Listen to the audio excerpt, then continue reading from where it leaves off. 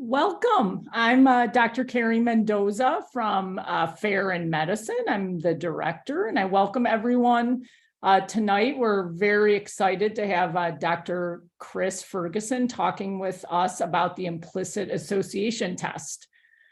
This has become an important issue in healthcare and professional development. Many states are now requiring that physicians take some continuing medical education and professional development around the implicit association test, going around the theory that there's bias in healthcare. So we thought we would invite Dr. Chris Ferguson to tell us more about what that is, where this test came from, and the implications for healthcare and other professionals. And just to briefly introduce Dr. Ferguson, he's a licensed psychologist and professor of psychology at Stenson University in Florida. And he spent the past 2 decades studying the impact of media and moral panics regarding media and technology, including video game violence and social media. He also studies race and policing, and he's got a great book out, which I hope everyone checks out. We're going to put that in the chat, called Catastrophe: The Science of How Good People Make Bad Situations Worse. And he's also done a lot of work on this issue around implicit association tests. So we are very excited to have him speak to us about that. He's going to do a presentation, and then we're going to have time for questions and answers. So please put that in the Q&A section. So with that, I will pass it over to Dr. Ferguson. Thank you. Awesome. Thanks for the introduction. I really appreciate it. And thanks everybody for joining me here today. You could be enjoying must-see TV, but you came here, and that's awesome. So 90s reference, sorry. So we're going to talk a little bit about, so I'm going to talk a little bit about where the research is at this point on the implicit association test, and kind of whether it should or should not be used in DEI training. So what I'm going to do is I'm going to go ahead and share my screen here and hope that will work. Hopefully you can all see the screen here, and it looks like technology is actually working for us today. That is great. So we're going to talk a little bit about the whole concept of implicit bias and the implicit association test, which is the whole industry that has evolved around this thing, and try to see where the evidence is at this point in terms of whether it is effective to use in DEI, diversity, equity, and inclusion training. So let's start and dive into this stuff. So I actually developed this talk about a year ago, and the impetus for it was actually, I was on some kind of Zoom call with other faculty and probably the dean. I think we were talking about hiring, and somebody raised this issue of, hiring committees need to be aware of their implicit biases when they are hiring people. And that sort of struck me like, oh, wow, this concept, just people still believe it. That was kind of my reaction to it to some extent. People are still kind of like, involved in thinking about implicit biases. So, and I had been aware of kind of the research controversies in psychology, because I'm a psychologist and I'm a psychology professor. But it was pretty clear that a lot of people, I guess, were not aware of some of the controversies around the IAT or the concept of implicit biases. And so I developed this talk and I presented it at Stetson University, my home university. And we actually invited, a lot of students came, but we also invited human resources to come and to learn a little bit. They didn't have to agree, but it was an opportunity to talk a little bit about these things. So this first slide was kind of developed with that in mind. So there's a little bit of sugar in this slide, to kind of help the medicine go down a little bit. And I start off by saying, DEI trainings, can be a wonderful thing. So it's sort of making it clear I'm not necessarily against entirely the concept of, I guess, what is now called DEI. I mean, we can talk about what DEI is evolved into, which in many ways is, I would think, has strayed from the actual words that they use in many senses. So there are bigger issues around DEI in general, but in general, some of these basic goals, I think, probably a lot of people, maybe most of us, would agree with, and the sort of sense of it's good to increase people's, I say here, like, you know, people's awareness of other cultures, you know, developing knowledge or communication skills, figuring out how to develop empathy between different groups of people.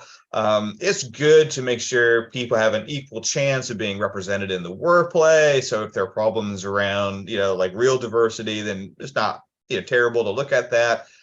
We want to improve teamwork. We want people to feel a sense of belonging, and when they don't, that can be a problem. And we want to reduce harassment, unfairness, and prejudice. So all these are worthy goals, I think. I think most of us probably would agree with that. The question becomes more in terms of like what policies or what procedures are actually effective in advancing us towards those goals, and are the things we're doing in the name of DEI, are they actually successful in moving us towards those goals? And so that's what I'm going to talk about today. Again, looking very specifically at this very, very popular IAT thing that is commonly used in DEI trainings. So it's important to point out that this is a common problem with clinical psychology as well. We have a lot of different interventions for different types of problems, and not all clinical interventions work equally well. And as I'll see, and I'll cover some of these on a future slide, there are some approaches that have been used in clinical psychology that actually backfire and make things worse. So we don't want to do that.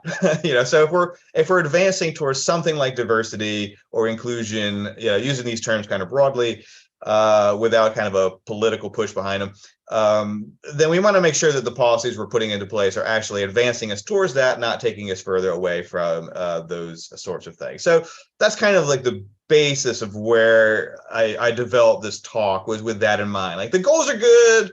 What we're doing towards those goals maybe not always so great necessarily. So, all right. So we have this concept of implicit biases, and these are words I hear people use a lot, and I don't know that they know what the words mean, or that any of us really know what the hell we're talking about when we talk about implicit biases. So the basic idea is this sense of, we know people have explicit biases. You know, some people, you know, are racist. Some people are prejudiced in other ways. Some people prefer Pepsi over Coke. You know, I mean, there are all kinds of different biases that we have. You know, so some biases are ugly and terrible. You know, if you, on the other hand, prefer mango Pepsi over some other drink, that might be a bias, but that's, you know, fine. You know, if you prefer Chicago pizza over New York pizza, goodness knows why, that's a bias. Maybe you should work on that, but it's not as bad as, say, like racism or sexism or misogyny. So, but the idea is that these biases can exist without us being aware of them, right? So sometimes we're aware of them. Sometimes we know, like, you know, I'd rather hang out with people my age rather than people that are older or younger, for instance. You know, that's, I mean, probably a lot of people would think that, but, you know, so that's kind of a bias, you know, to some extent, but, you know, we're aware of it. On the other hand, there's this idea that in some cases we may not be aware of it. So we're really trying to, like, work hard, say, I'm a good person, I'm not a racist, I treat people equally, whatever their ethnic background or cultural background or religious background. But secretly somewhere in our brains, without us being aware of it, there's still a bias where we prefer people of our own background against people that come from different backgrounds. So that's basically the idea of it. That having been said, I mean, that makes some degree of sense, you know, but, you know, the question is there evidence to support this, and does it work when you try to put it into practice? The other thing that people pointed out is that there's no really one set agreed upon definition of this. So I think people use the term a bit sloppily and maybe politically, that it kind of like shuts down a lot of conversation if people say, well, I think it's important, you know, not to be racist, when other people might say, well, you might be just implicitly biased, you know. So I think it can sometimes have that kind of a grounding as well, which maybe isn't always terribly helpful.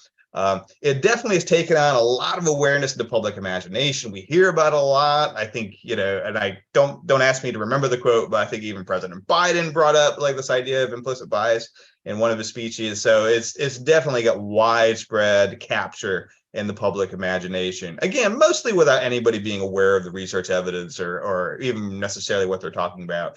You know, it's hardly the only construct that has that problem, but it certainly is among them.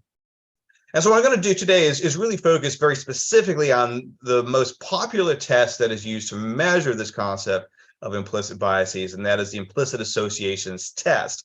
And it is the #1 test that is used in DEI trainings that are trying to target implicit biases.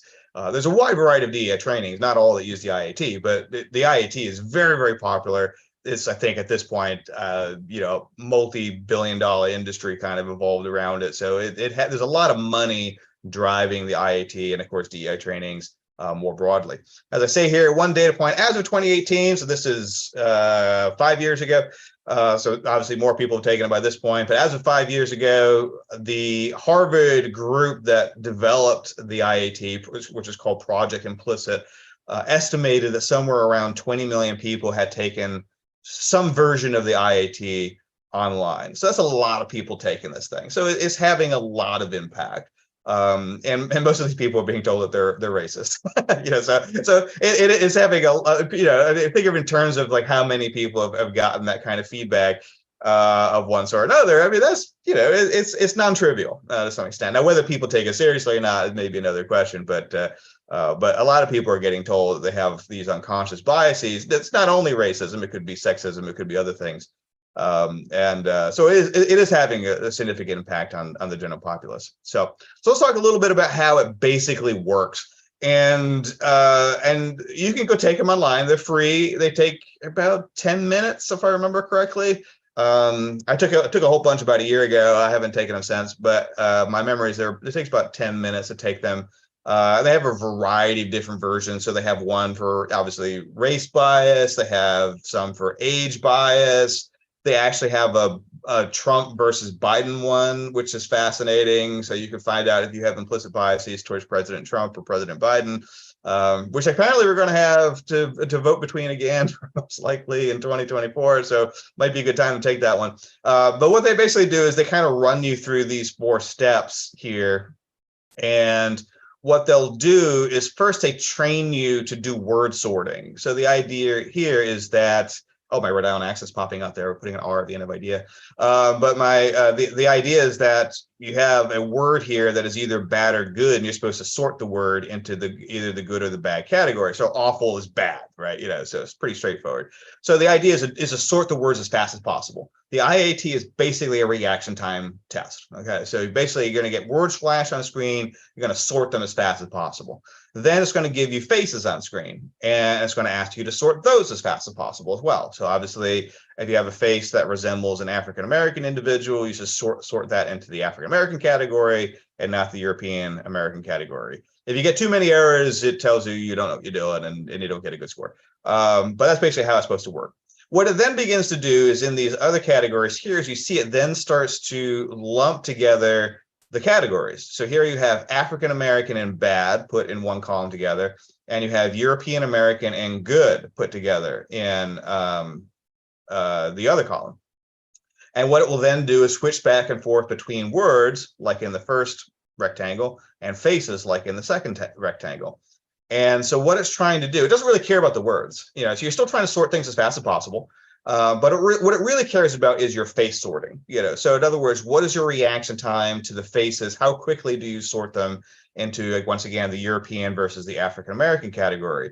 And it goes back and forth between these 2 settings. So you see it has European-American and good together and African-American and bad together. And then it switches them to European-American and bad and African-American and good. Okay. So again, it's all face sorting. That's all it's doing is face sorting reaction time. And it's trying to see if you're faster at sorting faces in this condition 3 versus condition 4. So that's it. That's all it does. It's a reaction time, game, and it's trying to figure out if you are faster when European and good are put together than when European and bad are put together. And same thing, African American bad versus African American and good. That's what it does. That's essentially it. So scores on the IAT are based entirely on reaction time. Okay, they have nothing to do with your beliefs in the world or that sort of stuff. It's entirely reaction time. Okay, so that's how it basically works. It's word sorting accuracy, face sorting accuracy, and that's what you end up getting a score for. So if basically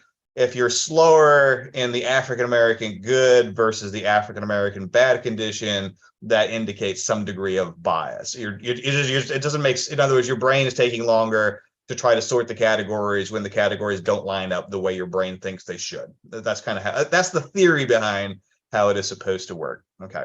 Now, when you take the IAT, you will get an output that looks sort of like this one. So this is the output from an actual IAT that I took about a year ago. And it's telling me I have a slight automatic, which means unconscious, preference for young people over old people, which is interesting because I'm increasingly becoming an old people, at this point. I had my AARP, we were just joking before the start, I have my AARP card, so, and then it gives you kind of a breakdown of how people score on it down here below. But basically what it just gives you is this little thing here saying you have some degree of preference for one group or over another group. When I took it, it said I have a slight preference. So I'm slightly ageist, even though I'm pretty old at this point, so you get to this kind of question of, what do you do with that score? Does it really mean that without being aware of it, for instance, if someone is looking for a job as a professor of psychology at Stetson University, and I'm on that hiring committee, am I more likely to hire someone who's younger than older? And I don't know that we know that from this information that is giving back to me. There probably are a lot of other explanations for why this may happen. I work at universities. I'm around young people all the time, so it might be easier for me to respond to young faces than it is for me to respond to old faces. I'm just more familiar with young faces. The other thing is it's kind of like categorizing people into a binary on age, which is really a little bit weird with age, because I probably, if you really pin me down to my explicit attitudes, I would say I probably prefer to hang out with other 50-year-olds, than either elderly people or young people, but that's not a viable response in this thing. So again, I don't know that is telling me a lot that is terribly helpful. But anyway, you can all leave here today and say, well, Dr. Ferguson is Chris Ferguson is slightly ageist, basically, if you wish to do so. But this is the kind of feedback that, now I'm laughing it off. I mean, obviously, I don't really think that I'm ageist. But this is what people get, right? They and maybe for age, it's less threatening. Although ageism is a real issue, But if it says you have a slight preference for white people over black people, or a significant preference for white people over black people, that can be a little bit shocking and maybe unpleasant, unless you're okay with that, But for most people, it's probably against their perception of themselves as non-racist, good people. So it could be, I mean, to give some of this feedback, it could be unpleasant, and so the test is basically kind of calling you a little bit racist, and it's sort of dangerous to do that unless you're absolutely sure that that is what the test measures. Now, if the test measures that reliably, then so be it. I think we should be fair about giving people honest feedback, but we want that feedback to be valid, and I'm not, well, we'll get into that. We'll talk about why I'm not so sure that it is valid, but all right. So here's a little bit of a history of sort of the implicit bias concept and then the IAT. So it's been around for a long time. The implicit bias concept was developed by two Harvard psychologists. I'm not sure if Greenwald is still at Harvard. I know Banaji definitely is still at Harvard. But it was Greenwald Banaji in 1995. So it was a long time ago at this point. They kind of came up with this idea of implicit biases, and they thought that this might explain, sort of persistent racism, even as sort of explicit racism became less and less acceptable in public conversations. And then a few years later, they developed the IAT thing, which has largely remained unchanged since 1998, other than they've expanded it. There's lots of different versions of it at this point. So mostly the three names that are associated mostly with the IAT are Greenwald, Banaji, and Brian Nosek. And the three of them together form this project Implicit that is housed more or less at Harvard University. Nosek, I know, is now at the University of Virginia. I'm actually fairly friendly with Brian Nosek for a variety of other reasons. So we chat every so often, but I'll talk about him a little bit more in just a bit. So they developed this thing, and they'd done some research on it, and then it very quickly exploded into public consciousness.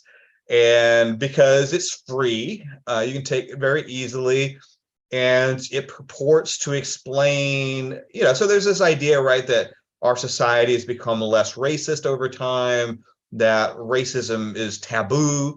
Explicit racism is certainly taboo for the most part, and yet certain disparities remain, right? So if you look at like educational outcomes, employment outcomes, that you still see certainly some race-based disparities, you see some gender-based disparities. And so people wonder, well, why are some disparities persisting? And it's uncomfortable to say, well, maybe there really are group differences on average. So rather than look at that, it sort of made sense, I think, to some people, particularly on the political left, to say, well, maybe there's this unconscious racism. There's not bad intent, but maybe still something is happening where people are discriminatory. So because of that message, I think it spread, and because it's free, it was also easy to spread around. Although the training can be expensive, but the test itself is free to take.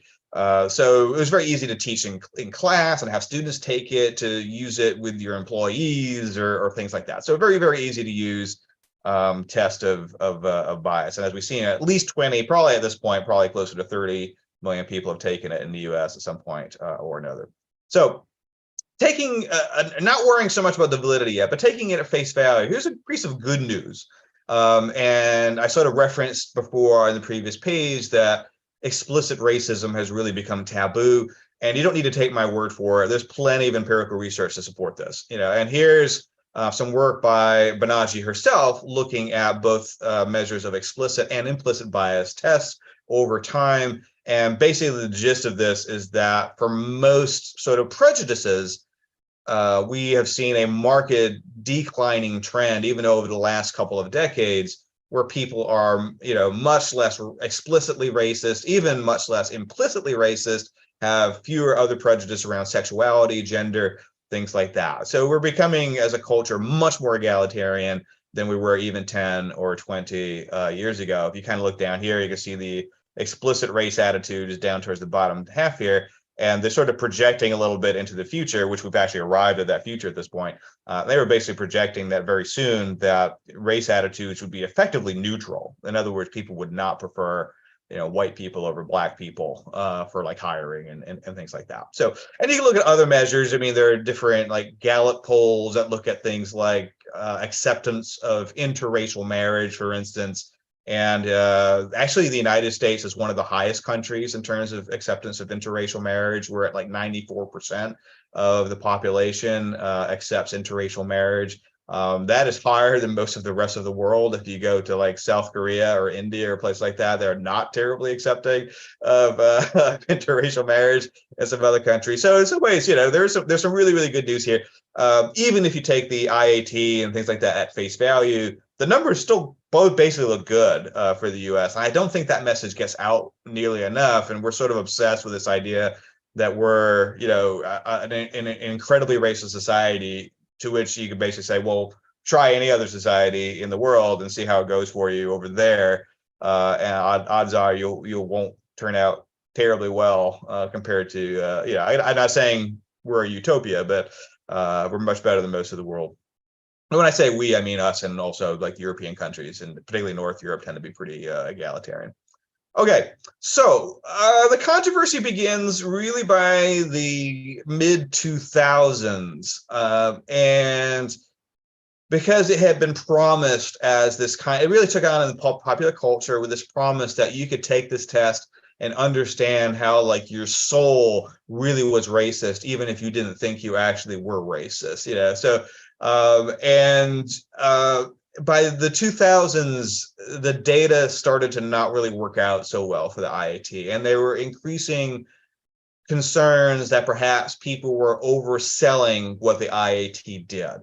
And that's not trivial, right? Because if you're telling people that they're racist and they don't know it, but then you want to at least make sure that's true. If you're telling people that they're racist and they're not, then that itself is something close to malpractice, I would say. That can be a harmful message to give people if it is false.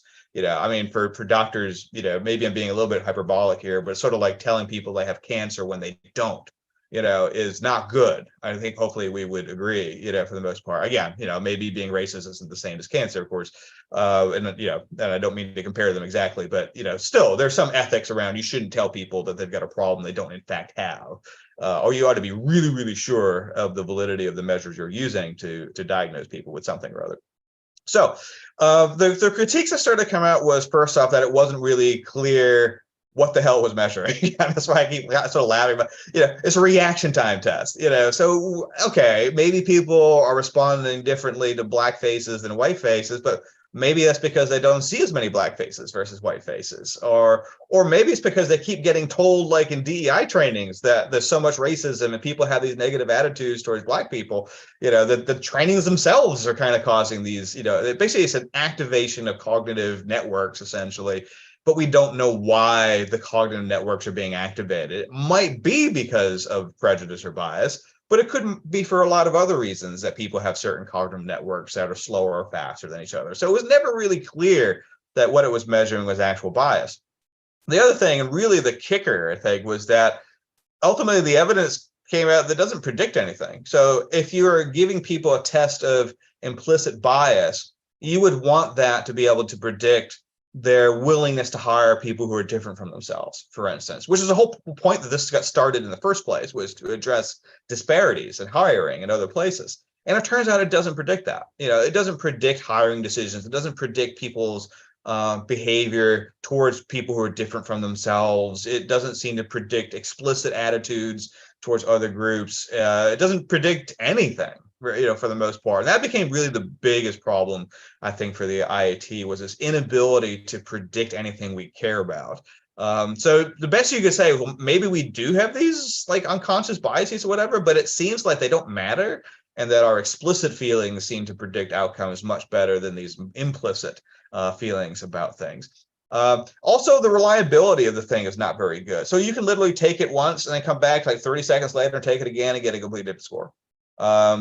Which is not good. That's, so you take it once and you prefer black people. You take it a second time, you prefer white people. And I mean, what happened? Did I suddenly become inversely racist or racist in the last minute and a half or something? So that's not good. And even Nosek himself recognized, so we're gonna see gradually Brian Nosek has become less and less optimistic about the IAT, to his credit. But it's been pointed out that the test retest reliability coefficients, and I won't bother with the stats too much, but are very poor. Those numbers are very poor for the most part. Then the other thing was that the evidence suggested that trainings based on the IAT did not impact diversity outcomes. So, companies that employed IAT trainings did not show better outcomes in terms of actual hiring, didn't show better outcomes in terms of like different groups of people getting along, reductions in harassment complaints, or anything of that sort. In fact, in some cases, the evidence suggests that IAT trainings backfired and made things worse for the companies that employed them. So we have here, and I'm just citing a few different scholarly groups that have criticized the IAT, mostly with meta-analyses. So they've combined studies together to see, mostly again, trying to see if the IAT predicts anything, and they basically concluded that it does not. And as you see here, in one of the criticisms, Brian Nosek actually switched over from being a big supporter of the IAT into actually co-authoring one of the criticisms of the IAT, which is a pretty fascinating to me. Now it still is fiercely defended, so Greenwald and Banaji still, are probably will to their dying day support this thing, and it has other defenders as well. But it definitely, I mean, the remarkable thing for me, and why I put this talk together for my own university the first time I gave it, was in psychology, it's well known that the IAT is kind of rubbish, so it's fascinating to me that message hasn't gotten out, and that so much of the general public still think this thing is like a gold standard of measuring racism, and it is not. And I think this is part of psychology's overall replication crisis. So some of you might have heard of this, but a lot of the things we used to think were true in psychology are now turning out to be false. It was because our methodologies were so non-rigorous.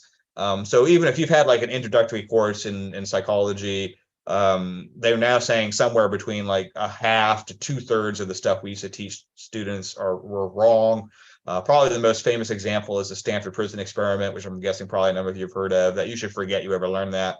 It turns out he coached his participants to do what he wanted them to do, so it has no validity whatsoever. I did a lot of work in like media violence research, violent video games, the same thing there. People used to think that they caused aggression. It now turns out that they don't, as we've improved the rigor of our studies. But before you all who are medical doctors get too excited about picking on psychology, keep in mind that medicine also has had a replication crisis and a lot of things. It's a very parallel process. Things like antidepressants, back surgery, a lot of other some cancer experiments turned out to be non-replicable. So there have been similar problems and of course similar fixes. The registration of randomized controlled trials in psychology. We're pre-registering a lot of our research now. So we have the same kind of approach that we're trying to take to fixing this stuff. But it probably is the case that things like the IAT exploded in popularity, but unfortunately based on relatively low rigor in the research that was used to support it in the late 90s and early 2000s. So here's some data which I thought is fascinating. If you kind of look at the Project Implicit website, they actually had this graph of IAT scores plotted across like counties. And if you are a keen observer, you'll see the sweep of actually really, really good scores on the IAT down around the South, stretching from Southern Virginia through Mississippi and into like Arkansas and Louisiana. So this would suggest that this is the least racist part of the country. Now, I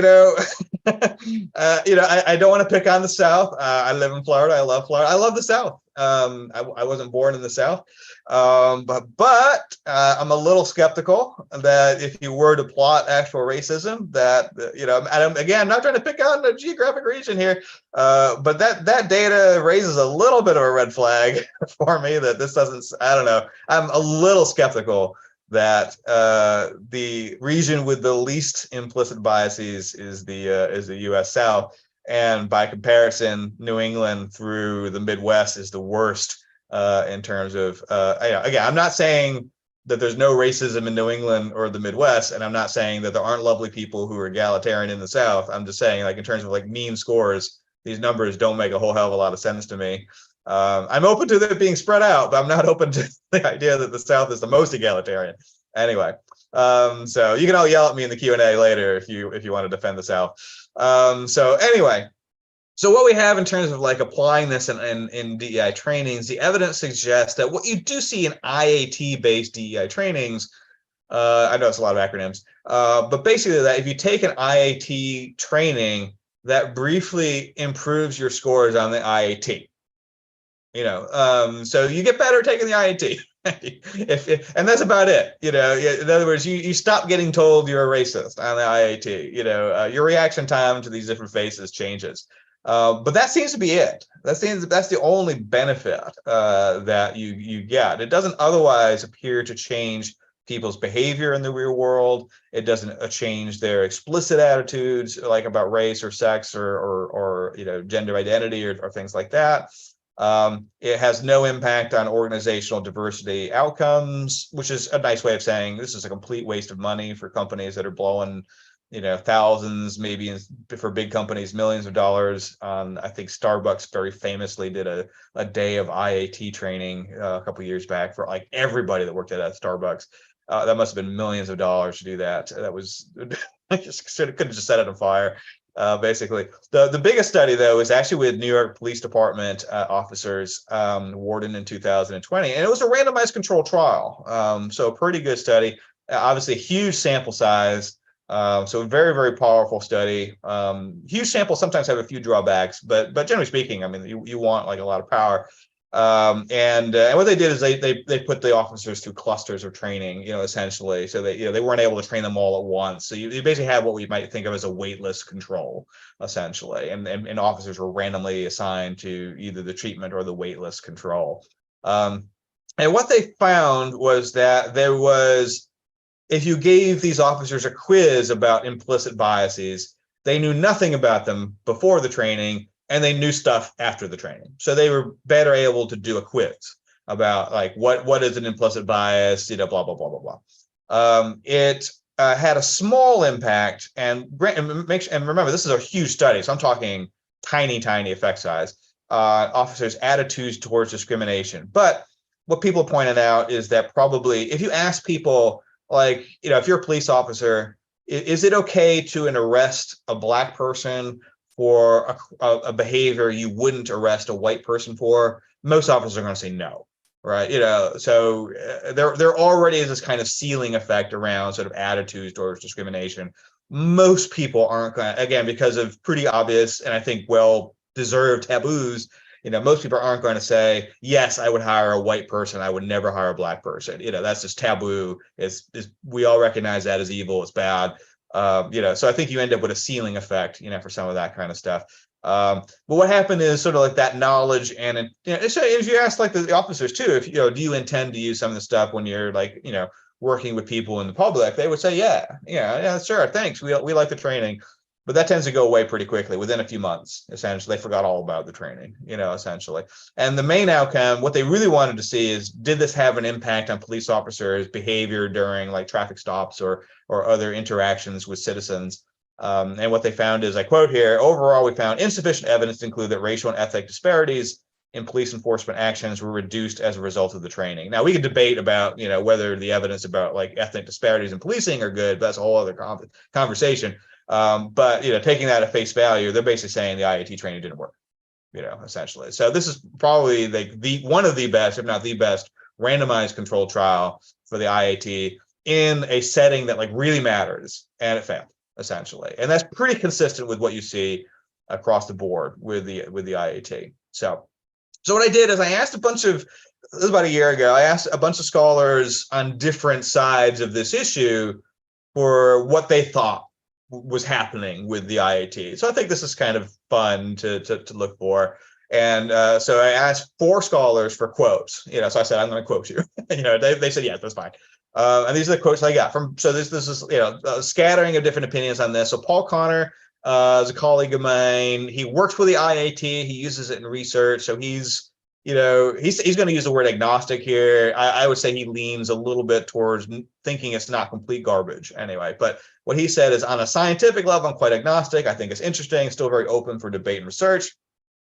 On a social level, I think the concept is a concept that prematurely escaped the ivory tower and took on a life of its own in public imagination with complex consequences. So I think he's being a little bit diplomatic there, but not exactly a ringing endorsement. Brian Nosek, one of the creators, by and large, I think implicit bias diversity training is oversold.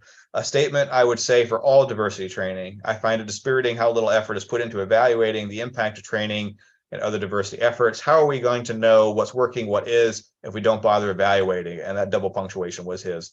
And then Banaji, who's one of the defenders, she wrote back to me a huge email. Very nice, very nice, very nice, and but long email. I thought this very brief quote summed it up, though. It's she basically maintains that the IAT is a powerful, no-nonsense, direct way to learn about implicit bias. So fair enough. So she's still defending it. I just wanted to put that out there, so I'm being fair to all positions. And Greg Mitchell, who of the 4 is one of the most critical scholars. He's published some of the meta-analyses that have called the IAT into question. He said the current evidence provides no reason to believe that the IAT-based trainings will have any effect on behavior, and in fact, they may lead to unfounded suspicions about the motives and behaviors of others. So he's basically saying, if anything, they may be harmful rather than good. So that's kind of, I think that's pretty, summarizes the range of opinions in psychology with 4 different individuals, here. So now, in fairness, I mean, these problems aren't unique to DEI trainings, and IAT-based DEI trainings, but they're widespread in clinical psychology, and we know that there are, so I point this out so I don't seem like I'm picking on DEI trainings. that the problems with DEI we see in other areas of clinical psychology. So we know that there are a number of treatments that don't work, but people still use them, for whatever reason. So Scott Lilienfeld, he just died a couple of years ago. This is a very famous article of his, and he points out, a number of approaches that were very popular that were probably harmful. They made people worse. You would have been better off leaving them alone than engage with these interventions in clinical psychology.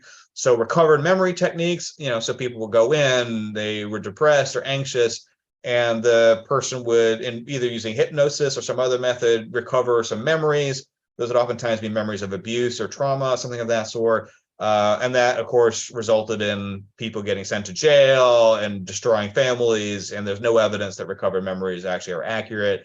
So that was one. Scared straight programs. Old people love scared straight, right? Scared straight is when you take juvenile delinquents and you bring them to prison and the prisoners scream at them, right? They say, you're going to end up in here yourself, you maggot, kind of stuff. Yeah. Oh, this is like porn for old people. It's watching juveniles get screamed at by inmates, right? Old people love this stuff, but not surprisingly, it doesn't really help the juveniles very much. Being screamed at by inmates it doesn't make people healthier. And the juveniles that went through that tended to actually commit more crimes than in the control group. So pretty bad outcome. Facilitated communication, that's for like people that have significant intellectual disabilities, where you have someone who's trained to help, usually by moving their hand along a computer keyboard to try to get them to give them an opportunity to communicate with the outside world. Turns out it's mostly the person who's the trained person who's just making the messages. That is the autistic person or the person with intellectual disabilities is not in fact communicating through that. Various types of attachment theories. People came up with all kinds of crazy ideas about how you could like go back to your childhood and reattach to a parental figure. And the worst one, of course, was the rebirthing, where they would typically like wrap people in blankets and then like dive on top of them to sort of stimulate going through the birth canal. And a few people died because, it turns out you need to breathe, right? And like having like 6 or 7 other people lay on top of you makes that difficult. So that didn't work out so well. And probably the one that surprises people the most is DARE, right? Which is still used in many high schools. So it's basically police officers that go into high schools and teach kids about the dangers of substance abuse. But what happens is the kids are like, oh, I didn't know you could get high off of Benadryl. I've got Benadryl in the house, so basically the outcomes for kids that go through DARE, they use more drugs than if you just left them alone. But I still know a lot of schools use DARE. This has been, like I said, this came out in 2007, and this is 15 years later. A lot of schools still use DARE programs. So you can see, like, you think, why are people not aware of this evidence about the IAT? Why are people still using it? It's just a thing. People just keep using junk, even though the evidence is clear that these things, don't work. So there are other types of. Now, at the beginning of the talk, I was sort of optimistic about sort of what's being called DEI. I think there's a lot of politics behind what we're now calling DEI programs. I'm in no way supporting the politics of that stuff, but the sort of base goals of diversity are good. But we know that there are a lot of other DEI programs aside from IAT training that don't really work very well. So what we know is that when you start talking about white privilege, for instance, that backfires. So training people in white privilege or similar concepts like white fragility, multiracial whiteness, turns out you can't win even if you're Black, or Latino. That if you criticize anything progressive, you've embraced whiteness, even if you're not white. But using these concepts doesn't make people more sympathetic to, say, like poor Black people. What it does do is make people less sympathetic towards poor whites. So it actually increases prejudice. It makes people prejudiced towards poor, rural white folks who they think, well, you have privilege. So if you're poor, that's really on you, at this point, so that's not a very helpful approach. Microaggression training, for the most part, has not been shown to be very effective. Once again, it probably makes people neurotic and more inclined to, it's like the opposite of cognitive behavioral therapy, if you really think about it. Like, in CBT, we try to tell people not to catastrophize, not to personalize, right? Microaggression training is exactly the opposite. If someone says something like, where are you from? Like, man, maybe that's irritating, right? But you don't want to catastrophize or personalize it, right? That's going to make the person more anxious, and such. Stereotype threat was a theory that if you expose people to stereotypes, they'll start to behave consistent with that stereotype. So the classic example is, let's say we have a group of like teenage girls and you give them a math test. But before they start the math test, you say something like, okay, I'm going to give you a math test, but we all know girls aren't good at math, so don't worry about your scores on this. That's a stereotype, right? And we all know the stereotype is false. If anything, girls are kicking ass, and we have more of a problem with boys at this point not doing very well academically, to the point it's becoming a little bit of a crisis. So it's a false stereotype. And the idea of stereotype threat was though that the girls who heard that would start to underperform. In other words, consistent with the stereotype. It turns out that's false. There's no evidence to suggest that exposing people to stereotypes causes them to, just sort of conform to the stereotype. But there's also a big issue with race and schooling. So in other words, if the teacher thought that like a Black or Latino kid was, less intelligent because of their stereotypes of Black or Latino students, that would cause a student to underperform, which would be really a serious issue if it were true. It just turns out that it doesn't appear to actually be true. Affinity groups have become popular in some DEI trainings where you separate people out to the white affinity group and the Black affinity group and the Latino and Asian affinity groups, and you talk about DEI for pretty straightforward reasons. Segregation in any form is not really effective at bringing communities together, and there's no evidence to suggest that affinity groups are a positive part of DEI. And some evidence suggests that once again they backfire. They increase hostility between groups because you're basically telling one group that it's traumatizing to be around the other group, and you're blaming one group for all the problems at the other group. It's not going to work. I mean, you just Psych 101 just let you know that that's not going to work. And then also, it's not exactly DEI, but trigger warnings. Again, this pops up at university quite a bit. The idea we should warn people. Maybe it comes up in trainings at hospitals or other medical settings, but the idea like, okay, we're going to talk about like sexual assault, so everybody watch out because this is a tough topic, to talk about. And it turns out that actually backfires, so once again, that when you give people trigger warnings, now there may be some situations like I teach some classes that are pretty hardcore, like in forensic psychology, and I actually show videos of people committing suicide, for instance. So I do let students know that that's coming, and I think that's probably because of the extreme nature of those videos. But in generally, if you're like teaching Shakespeare, right, and there's like and it covers issues around like suicide or sexual assault, as some of his plays do. That warning students in advance only makes them more anxious, and it doesn't make them avoid the content.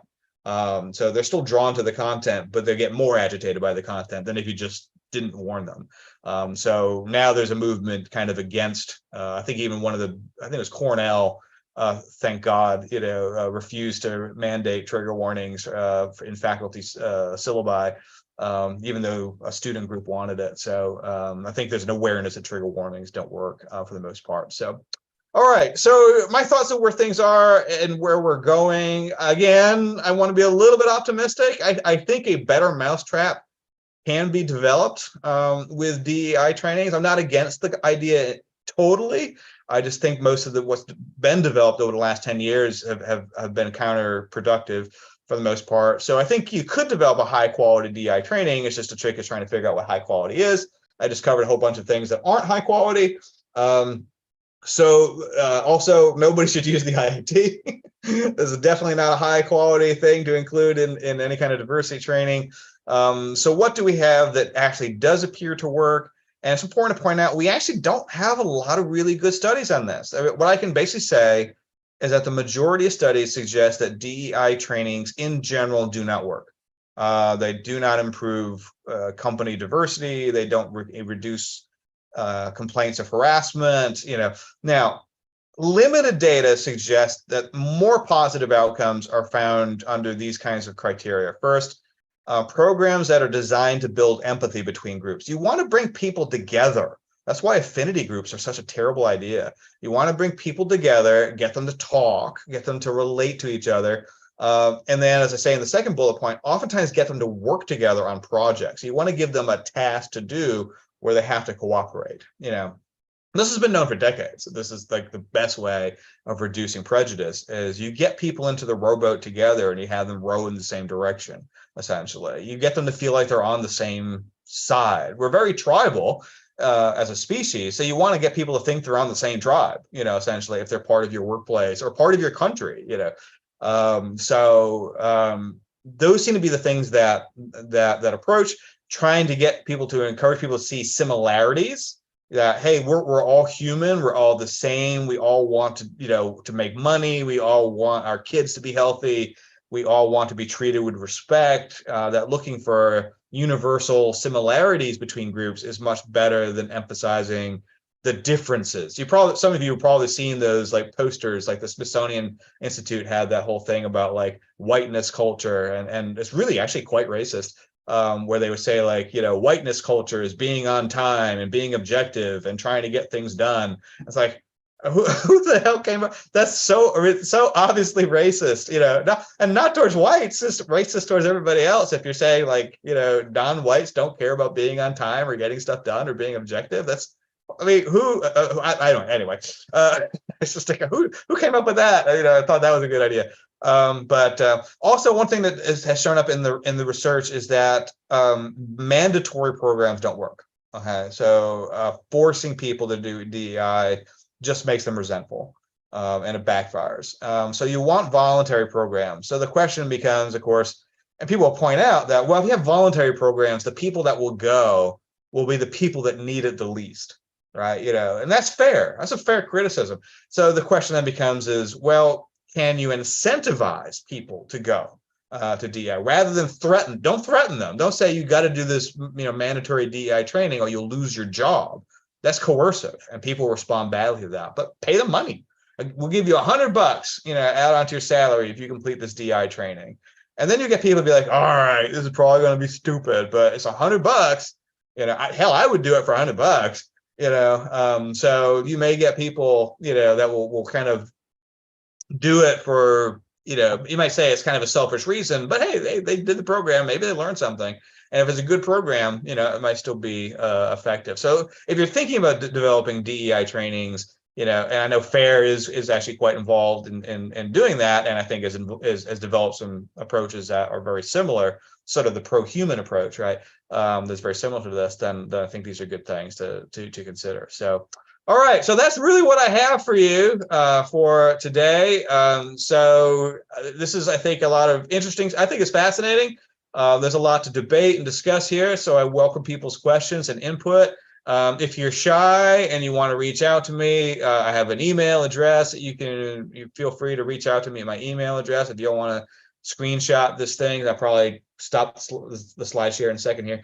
If you want to follow me, Twitter's a hellhole. But if you want to follow me on that hellhole, then you can follow me on Twitter. I have a website where I publish a lot of my research. It's all peer reviewed, but I put like preprints that are freely available on my website, and I have some fiction that I write there too. And then also, if you want to support the cause, if you want to help put my kid through college, I have a new book out. As Carrie mentioned, you can get it on Amazon or Barnes and Noble. If you want a signed copy, $15, I'll mail it to you anywhere in the U.S. Just reach out to me through the email there, and I'll send you a signed copy, not for free, but for $15 we'll do it. So. All right, so let's stop there. I guess I'll stop the slide share here, and I think there's some time. Awesome, thank you. Yeah, we have a bunch of questions, but I want to say I was personally influenced when I was growing up by the public service announcement that said, "This is your brain on drugs," with the fried egg. I don't know, Chris. I remember that. Yeah. Okay. Yeah. Now Nancy Reagan saying no to drugs, that one didn't work, but the fried egg scared me. Okay. So anyways. Reagan probably needed more drugs, if anything. But yeah, we have a bunch of questions. You're welcome to look in there too. I'll start off here with the first one. Someone asked, do we, in your field have a responsibility to communicate to the general population that this implicit bias is junk science? more specifically in clear, plain language that does not include the usual scientific caveats and nuances about, validity and probably things with statistics and whatnot. So I think, yeah, it's like, it's like, how do we better, communicate, and what's a responsibility within, the psychology community? Yeah, I mean, I think absolutely. I agree. We have a responsibility to, as best possible, get it out there in the general populace that this thing is junk. I mean, it's been out there. I mean, it's been in like the what is it, the New Yorker magazine. Jesse Singal used to write about this. So I mean, it is sort of out there, but nobody's paying attention. So, but this happens through repetition. You have to like repeat it over and over and over again for it to sink in. I mean, I think there really are three or two or three main risks here. One is that there's a lot of money being burned on this, so it's just a waste of money. Two, it could be harmful if you're telling people that they're racist and they're not. I mean, again, whether we're medical doctors or psychologists, we all have this sort of do no harm ethical obligation, right? And obviously, if you're telling people a horrible thing about themselves that isn't true, it's one thing if it's true, but if it's not true, then you're doing real harm. And I think that's a problem. And then the third is that it's just it's a waste of time in the sense of like, if there are real issues in a company around diversity, this is useless, and the company should be doing another thing, right? And so I think we need to alert people that this is not going to fix whatever actual problems. Now, and of course, in many cases, we know companies are doing this just to cover their own ass anyway. But yeah. So I think we can. I mean, and I agree that it's as a scientist, I'm used to the nuances and all the caveats, and so it's hard for me sometimes to speak without them a little bit. I mean, you don't want to. I don't know who these quotes are. They're always like the idea of like, if you fight monsters, eventually you become the monster. If you stare into the abyss stares back into you. I think it's like Nietzsche or something like that. But so you don't want to become just as bad as in terms of being uninformative as the other side, if you will. I'm sounding kind of tribal myself. But, so you want to be honest, right? But yes, you do want to figure out how can you put this information in a way that the general public, understands. I think you can just say the scores on this don't predict anything. That's a pretty simple message. It's absolutely true. There's no caveat. It's not like it predicts something sometimes. It just doesn't. And I think and I think that's a message the public can understand. So yeah, you definitely need to keep it, which is a struggle for me, as you probably all can tell. I love to babble on, but yeah, you do need to keep it simple for the public and be direct and honest, of where things are at. Yeah, and I think your presentation tonight and what we're trying to do at FAIR too is talk about these things and provide people with the language, like us everyday people, at our schools or, hospitals and in our workplaces, to be able to just have those important talking points. Because I think people, are kind of shocked, like, wait, I'm not racist, or you're saying there's all these problems. We don't really see this in our workplace. So I think what you're saying is very helpful, just so people can say, hey, the test doesn't actually really measure that. Mm-hmm. So I appreciate that. Yeah, someone wrote in here, kind of related, just to what extent do you think the social sciences dominated by political activists and research funding? Are you seeing that as like, if you're involved in seeing like, grant making and, or just even like hiring, in, just this role of the activists, a very sort of small percentage of people that have really infiltrated and broadened out this problem for everyone. So curious your thoughts on that. Oh, absolutely. I mean, we all know that academia is liberal / progressive coded. Most of us in academia are at least liberals, and there's an increasing percentage that are progressives. There are almost no conservatives, other than maybe in the business school and such. And I include myself in there. I call myself an Obama progressive. I voted, for. I don't think I've ever voted for a Republican for president. That's not. I'm not trying to like stir a fight, with any Trump support. That's fine. I respect other people's opinions on this. It's just, but absolutely. So even my point though being is that even with that background, I find a lot of it stifling at this point in terms of like free speech concerns. Absolutely, the sense that So I do a lot of research on race and policing. I generally find that like race is not a big predictor of like police misconduct and stuff like that. And that is scary to say that out loud in a group of a bunch of progressives, even if there's data behind it and that's what the data says, talk about taboo. I mean, just to say like maybe the US isn't that racist is incredibly taboo in that particular circle of individuals. I do a little bit of like historical stuff with like Native Americans and Polynesian culture, not a lot, but a little bit there too. And of course, when I write about it, I talk about how like, American Indians kept slaves and mistreated women, the whole like idea that they, were a peaceful, environment loving group of people is not true. They weren't any worse than anybody else either. It's not a shot. It's just they were humans, like just like my ancestors were and all of our ancestors were, and they had the capacity of treating each other horribly. But that is taboo, to say that out loud in these groups. Now, what I would say is that what you have is a vast majority of people who are liberals, like myself, who mostly are just sort of interested in these things. And we want to teach psychology, and we want to teach it well, or we want to teach chemistry or physics, whatever the hell else we're teaching. And you probably have something like, probably at universities, like maybe 10 to 15% of like the diehard want you to lose your job if you disagree with them. Really, really super critical social justice individuals. So they're a minority, but they're incredibly loud, incredibly aggressive. So what you have is most of us don't believe that stuff, but it's not worth our jobs to fight it. It's kind of like, and obviously I have tenure, so I have been, pushing back against it.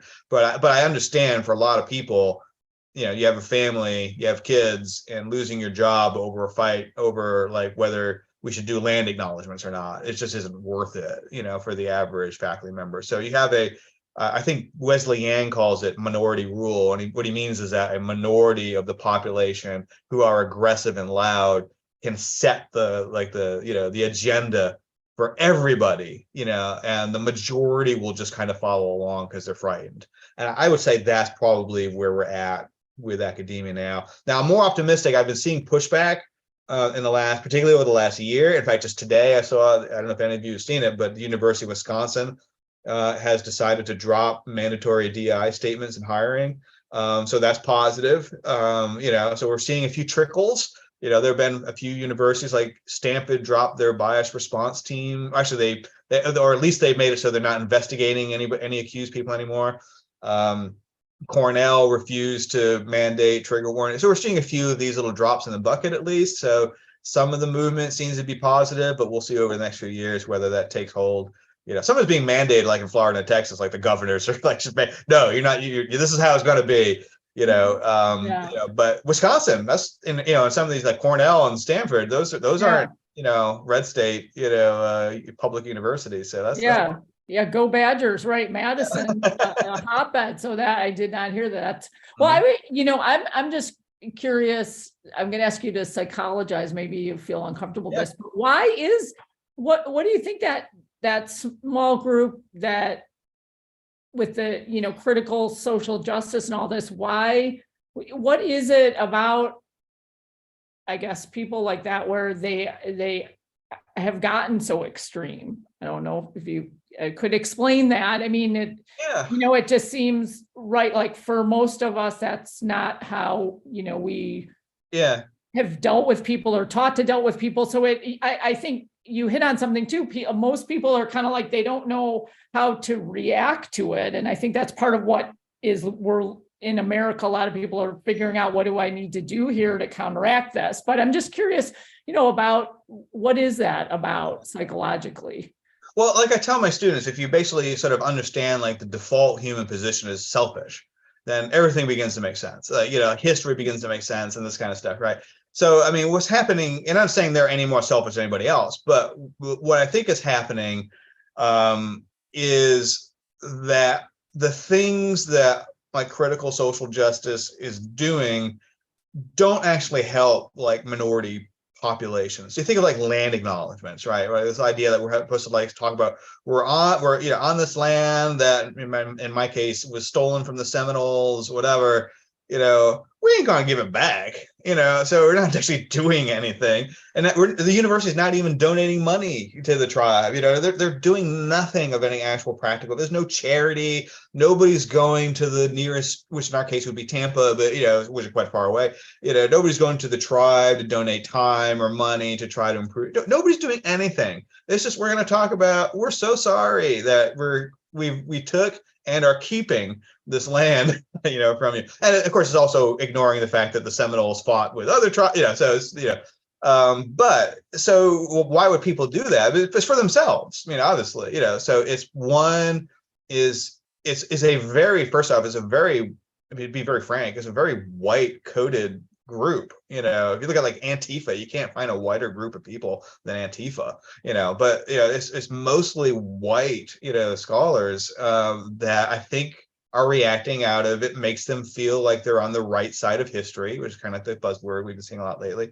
Makes them feel like they're doing good, which most of us want to do that too. But I think it's also a status marker, right? So if you say the right things, you seem to advance the correct causes, you use the right buzz phrases.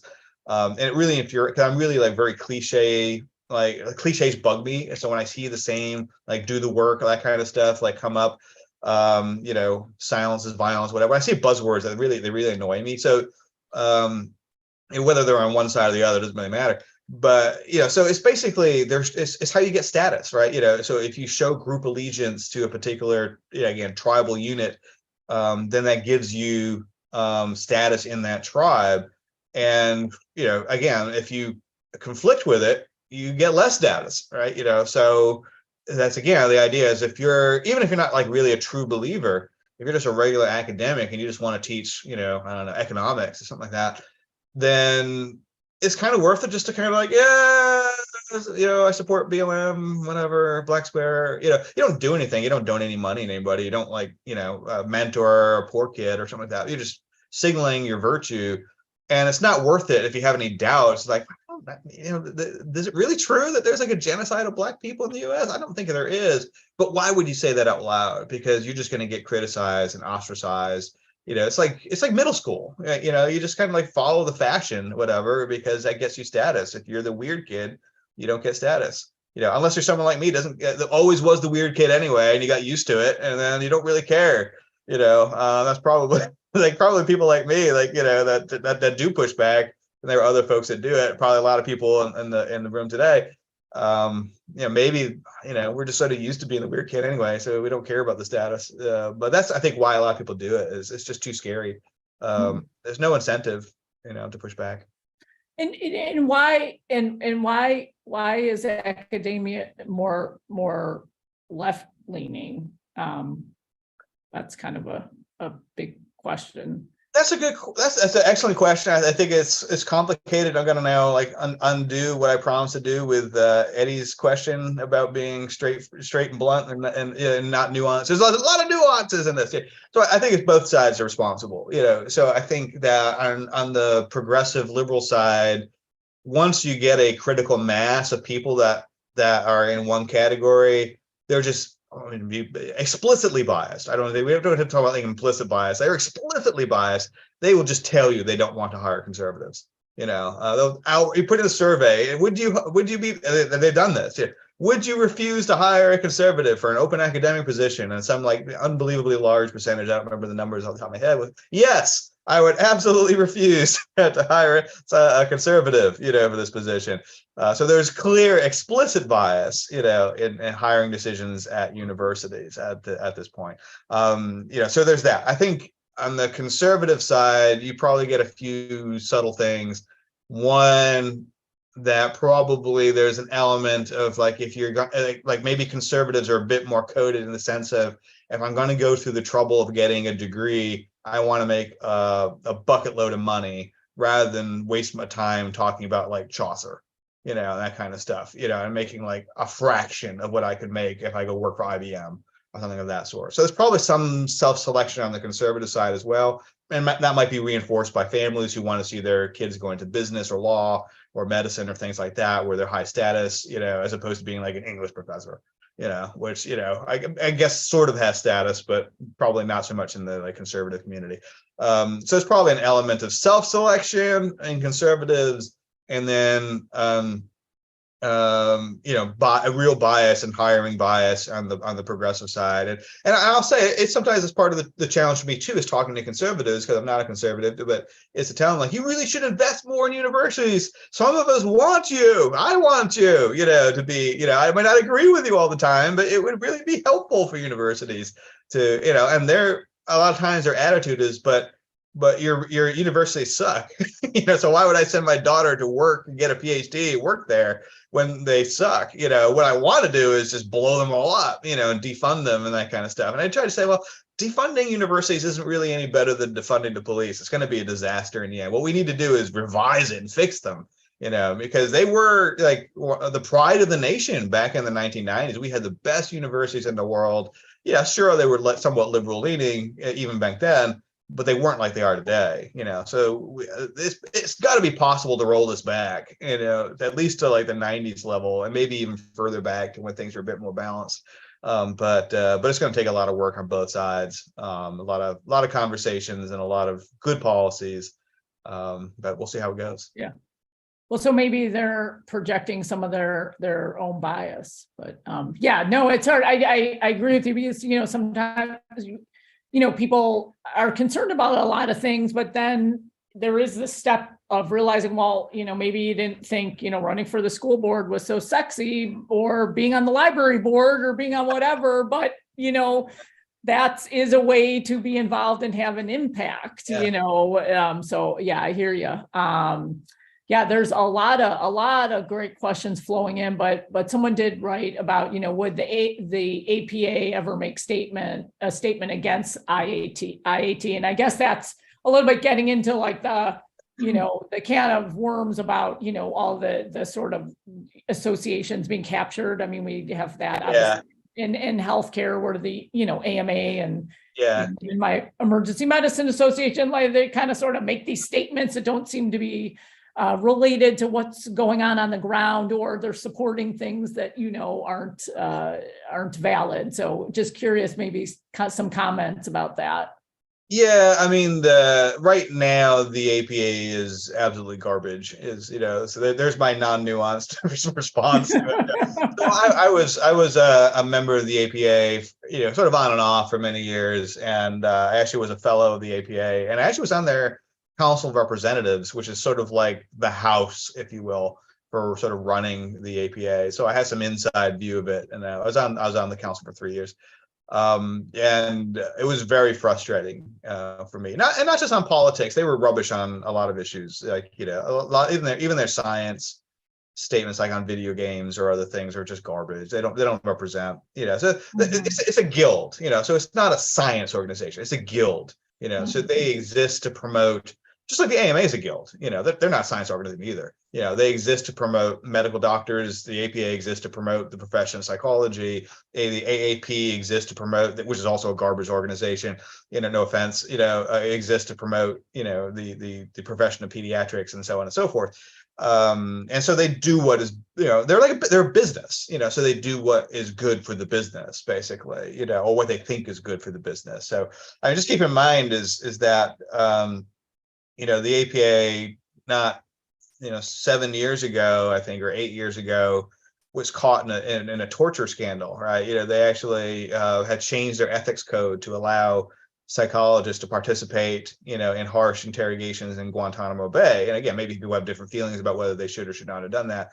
But the reality is they lied about it. Whether you support that or don't support that, they lied about it. To the members, and it was really, really a bad look. For the APA. So they are snakes. They are liars. So no, they're not going to come out against the IAT until it becomes convenient for them to do so, and that's a reality. It's not out of principle. None of this stuff is out of principle. It's all out of what they think is going to promote, themselves, essentially. So the December of 2022, I resigned publicly. You can find my resignation letter on the internet. From the APA, because I was just done with them. They had and of course, most of their, as you might suspect, their public statements are very progressive leaning right now. And they've released statements on race, on traditional masculinity, all kinds of other stuff that are just not evidence-based, and I think are likely to do. That's why I left. Again, I couldn't participate in an organization that I felt at this point was doing active harm, even to the groups that they thought or were ostensibly trying to help. If you're telling Black people they can't go to the mailbox without getting shot, then you're traumatizing people, and that's not true. There's no evidence to suggest that that's something you should be telling people, and that was just I found that disgusting, and so that was kind of like the last straw that got me out of it. So.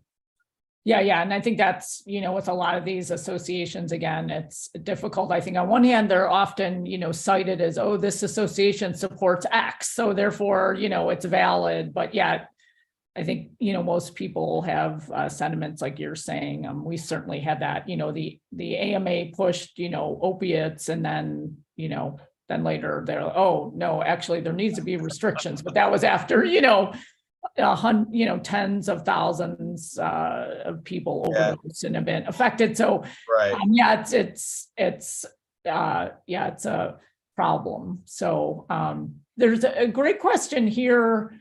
And I think, we're all concerned about, the generations below us coming up, but, has there been much study on the best way to teach children to be unbiased in terms of, how to teach and, et cetera, at what age? I think they're probably talking a little bit maybe about school policy, but just that general, excellent wisdom, just from your training, as for us raising kids and dealing also with schools, like what advice would you have? Well, I think it's not going to be a stunner to say that schools have kind of screwed this up over the last decade in pretty major ways, and and a lot of the way that they teach civics and history and things like that have been really problematic.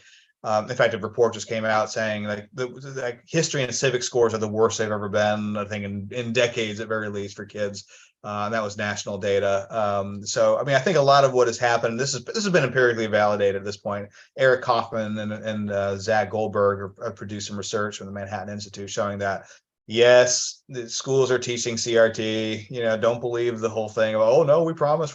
They're not like having kids read Delgado. Sure, that's technically true. But yes, the concepts of CRT are definitely making their way into schools. I've got some data on review now, also supporting that, and there's some data. So what we know is like teens aren't doing well, right? In fact, nobody's doing well, but in fairness, but teens aren't doing well in terms of like mental health and stuff like that. Neither are middle-aged adults, but we'll focus on teens for now. And that's complicated, right? And there's a lot of things that are going on in society that are contributing to that. Everybody's blaming social media. It's probably not really social media, but there are a lot of other things that are going on, from political polarization to income inequality. But one of the things, and I have a data set that's on review now with pediatrics, in fact, and now that I just slammed the AP, but that one of multiple predictors, it wasn't the only one, so I'm not blaming it solely on this, but I did look at like trends in education, and as basically by looking at education journals and seeing how like buzzwords like racism, oppression, like transphobia and that kind of stuff appeared in it, and essentially there was not just a correlation between like this sort of trend in education and teen suicide, but actually controlling, again, I'm getting a little bit of stats here, but basically controlling for ecological fallacies, what's called a time series analysis, that even when you kind of control for sort of like these naturally occurring correlations, it still was the case that these trends in education predicted teen suicide at several year lags, essentially suggesting that there may be that these trends in education are one piece, again, not saying it's the only piece, one piece of this larger problem that teens are now having.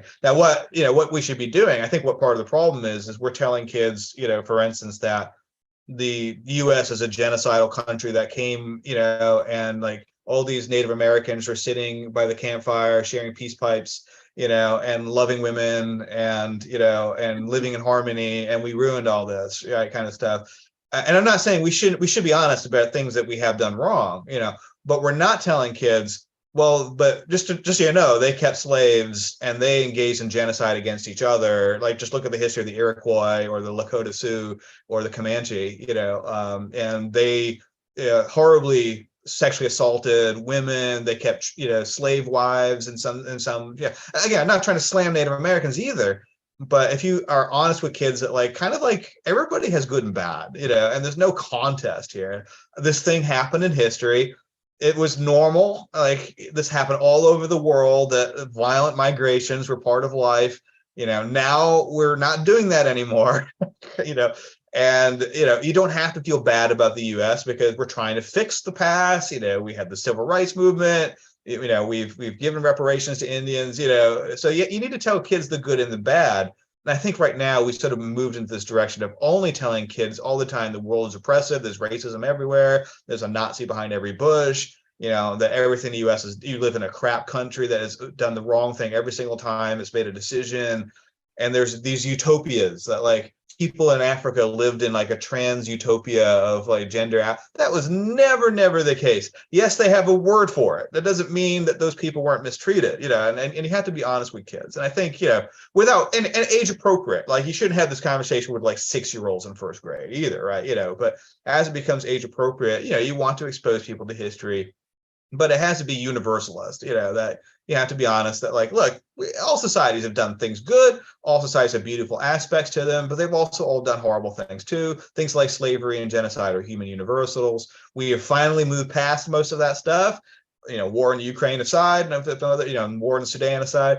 But, it's a much better world that we live in now. And you can take some pride in that the US was part of that, and I think, resilience, we need to teach kids how to be resilient, that if someone calls you a bad name, you don't have to be traumatized by it. I mean, it feels bad. I feel bad when people call me names too, but this idea that it like crushes you and you need a therapist now, or you need like an adult to intervene on like a bias response team or something like that, I think we're teaching, Jonathan Haidt and has raised this issue that we're doing the reverse of cognitive behavioral therapy with kids now, that we're like helping them to catastrophize, personalize, and focus in on the negative. And I think that's a mistake, and I think we need to switch back. Everything we've done over the last 10 to 15 years in education, we need to stop doing it and go back to like the early 90s and then restart from there somewhere. So that's my advice. Oh, yeah, right. Be real, be optimistic. Yeah. I'm just going to ask a follow-up. What is the impulse to just teach, negativity, and that just our country is bad and horrible? And what is that? Where does that come from? I know I maybe asked that a little bit before, but why is that just so captured the social imaginary in education? Yeah. It's a status marker, it's basically what it comes down to. It's a status marker, so basically if you look through historically, the people that would be critical of their own societies tended to be smart people, right? So you would see initially people with PhDs who would start to raise, in many cases, very valid critiques of their own culture, so they were pushing back against what we might think of like as nationalism or jingoism or things like that.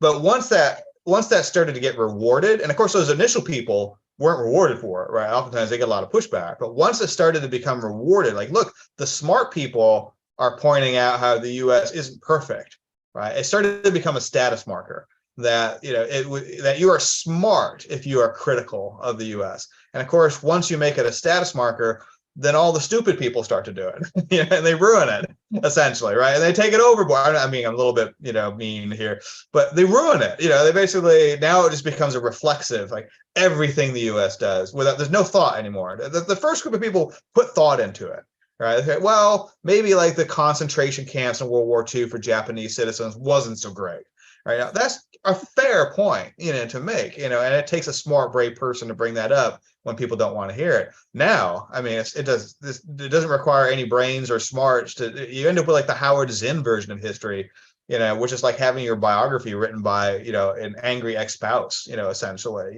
where it's just like, there's no thought into it, that no matter what the US does, it was the wrong thing. If they tried to like stop the Nazis in World War II, it was wrong somehow.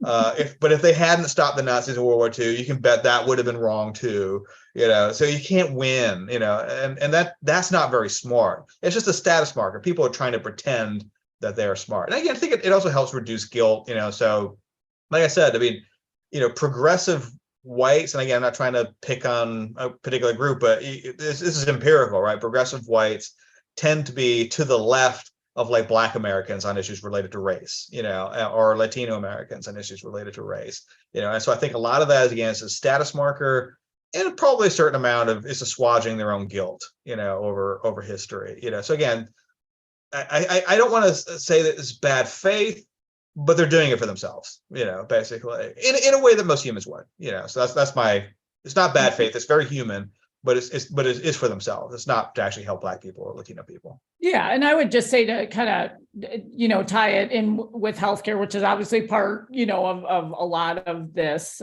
is that, I work in low income areas in Chicago, and there's the healthcare system isn't racist. This is not a thing. And what we need is really like better staffing and all kinds of things. And so of course there's that, very frustrating situation where some places I work are understaffed, but yet they've created some DEI department with people with 6-figure salaries, but yet I don't have enough nurses and there's like 8-hour wait times. And so how is that actually helping, the community? So I agree. And then in the area where I live, people will jump on the bandwagon if they think, it'll get their kid into an elite school, that they'll do whatever and say, oh yes, I'm for this or that. So it's just really, I think a difficult, not great reflection of our country and institutions when that's the actual reality. But we're almost, we just have a few minutes, but at FAIR, where we working to help bring these conversations and issues with healthcare, but just the broader, society, we just feel it's so important to talk about these things in a real way and with people who are subject matter experts that want to come and talk with us and share what they know and are brave and honest. And I mean, you've just been like fantastic. Your presentation was great, and awesome. Thank you. Everything you're saying. I mean, there were so many questions and didn't get to all of them, and we do tell people that we make our best effort to collect all the unanswered questions and send them to Dr. Ferguson so we can. Yeah, I mean, I think we may have like one more minute, Chris. I don't know if you want to see if there's something you want to answer, or just kind of wrap up with some comments. But I think the takeaway, the DEI movement is like your angry ex might be my one of the memorable. I hit the nail on the head. So, well, the one thing I might say, I am more optimistic than I was 3 years ago. Like summer of 2020 was bad, and it was hard to be optimistic at that point. And I'm much more optimistic. Again, there's a lot of work to be done. I don't think, I don't want to put too much shine on the apple, but seeing some of these moves by universities, to move against some aspects of DEI, seeing a lot of people speaking out. I'm much less afraid. I'm not totally unafraid, but I'm much less afraid to talk about like race issues or transgender issues with my students, or to publish on those issues in the general public. So than I was 3 years ago. So I think things are moving positively, but we just got to keep, they're not there yet, but they're moving in the right direction, I think. Yeah, I think you're right. And we're just going to keep trying to, talk about these things, bring people together. And so we want, people to look at Chris's stuff, read his book, look at his website, also look at FAIR. We've got, lots of great programming. We're going to talk about the transgender related legislation around healthcare next week, and a bunch of other things. We supported a scholar, Dr. Zucker, and wrote an open letter. So if people can look at that. Yeah. So, I mean, and there's so many people out there that are supportive. And so we hope to be, a positive vehicle so people can gather and not feel alone also, and talk about these things. So I really so appreciate you spending time with us, and we want you to come back and talk we can talk about, funny things from the 80s and 90s and whatnot. So with that, I will conclude and just thank everyone for watching across the internet and on Zoom. We really appreciate it. And we'll see you at our next fair event, which is next week. So thank you very much and good night. Awesome. Good night.